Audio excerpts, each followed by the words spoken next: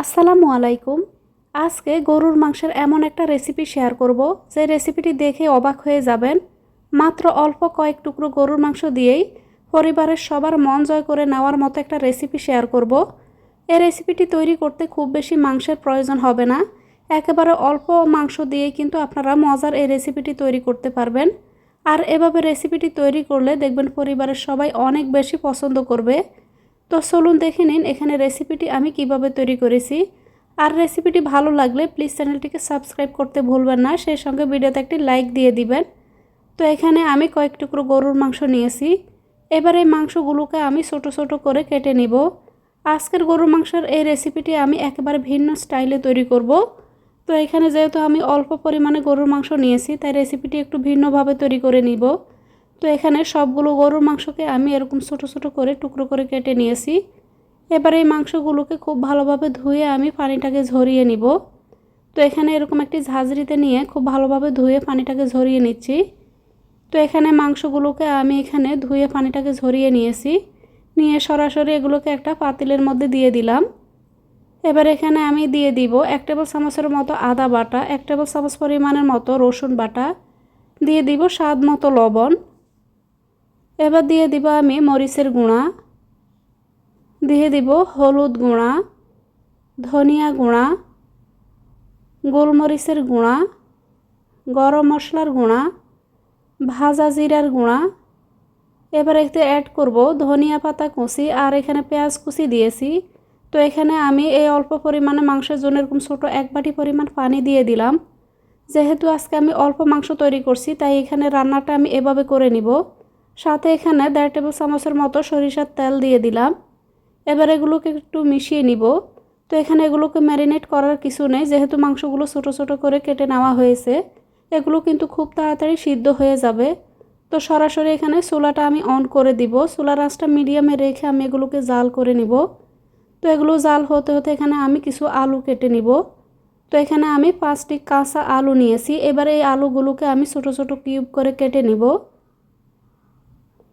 তো এখানে আলুগুলোকে আমি কেটে নিয়েছি। আর মাঝে মধ্যে কিন্তু অবশ্যই মাংসগুলোকে ঢাকনাটা খুলে নেড়েচেড়ে মিশিয়ে নিতে হবে। আপনারা চাইলে আমার চ্যানেলটি ভিজিট করে দেখে নিতে পারেন। আমার চ্যানেলে আমি সব ধরনের রান্নার ভিডিও আপলোড দিই। আশা করছি রেসিপিগুলো আপনাদের ভালো লাগবে। তো আবারও এগুলোকে আমি মিশিয়ে নিচ্ছি। দেখতে পাচ্ছেন এখানে পানিটা কিন্তু আগের থেকে অনেকটাই কমে গিয়েছে। পানিটা যখন এই পর্যায়ে আসবে তখন এখানে আমি কেটে রাখা আলুগুলোকে দিয়ে দিব। তো এখানে আলুগুলোকে দিয়ে দিচ্ছি। পানির পরিমাণটা দেখে আপনারা নিশ্চয়ই বুঝতে পারছেন পানিটা এখানে কতটা পর্যায়ে আসার পরে আলুগুলোকে অ্যাড করলাম। চুলার আঁচটা এবার আমি মিডিয়ামের কাছাকাছি রাখবো। তো এখানে আলুর পরিমাণ বুঝে কিছুটা লবণ অ্যাড করলাম, করে আবার এগুলোকে একটু মিশিয়ে নিচ্ছি।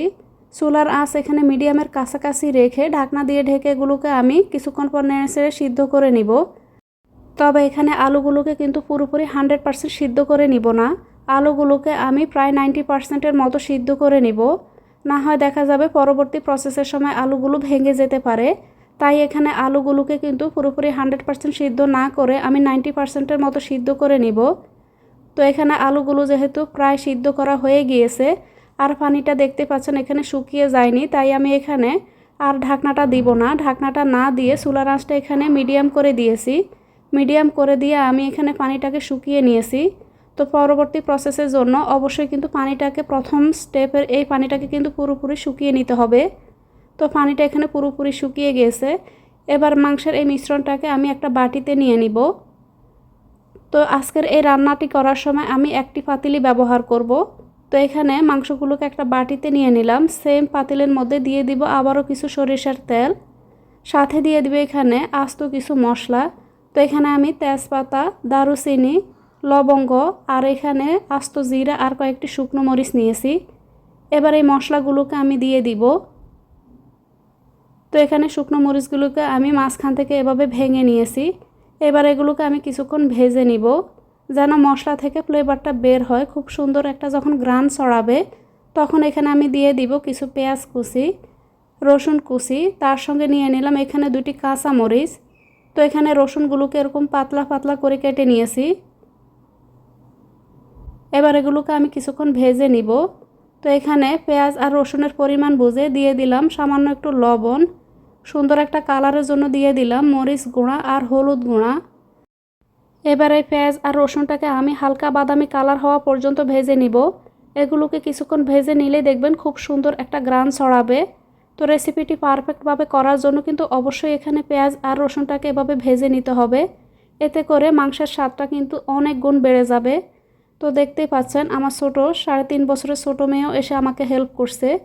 যাদের ঘরে ছোটো বাচ্চা আছে তারা কিন্তু এমনই করে, মায়েরা যখন কাজ করে তখন ওরাও কিন্তু পাশে পাশে কিছু করতে চায়। তো এখানে আমি পেঁয়াজটাকে ভেজে নিয়েছি। এবার এখানে আমি অ্যাড করে দিব গরুর মাংস আর আলুগুলোকে। তো এখানে কিন্তু চুলার আঁচটা কমানো যাবে না, আর এ পর্যায়ে কিন্তু একেবারেই ঢাকনাটা দেওয়া যাবে না। চুলার আঁচটা মিডিয়ামে রেখে এগুলোকে আমি কিছুক্ষণ পর নেড়েচেড়েভাবে ভেজে নিব। আর মাংসের এই মিশ্রণটাকে কিন্তু অবশ্যই এভাবে ছড়িয়ে রাখবেন যেন এগুলো থেকে কোনো পানি না ছাড়ে। তো এগুলোকে কিছুক্ষণ পর এভাবে নেড়েচেড়ে আমি রান্না করে নিব। কিছুক্ষণ রান্না করার পরে দেখবেন কালারটা এখানে চেঞ্জ হতে শুরু করবে, আর এগুলো থেকে কিন্তু খুব সুন্দর একটা গ্রানও ছড়াবে। এভাবে আপনারা যত বেশি ভেজে নেবেন রেসিপিটির স্বাদ কিন্তু তত বেশি বেড়ে যাবে। তো এখানে কিছুক্ষণ পর এভাবে নেড়েচেড়ে এগুলোকে আমি একটু কড়া কড়া করে ভেজে নিচ্ছি।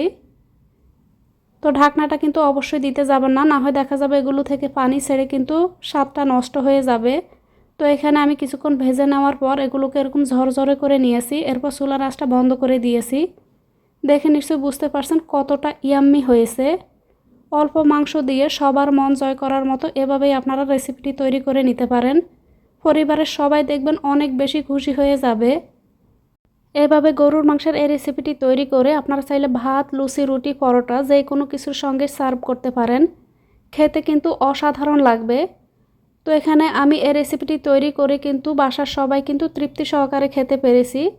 তো এখানে একটুও কিন্তু কম পড়েনি। এভাবেই কিন্তু আপনারা অল্প গরুর মাংস দিয়ে খুব সহজে কিন্তু পরিবারের সবার জন্য এভাবে রেসিপিটি তৈরি করে নিতে পারবেন।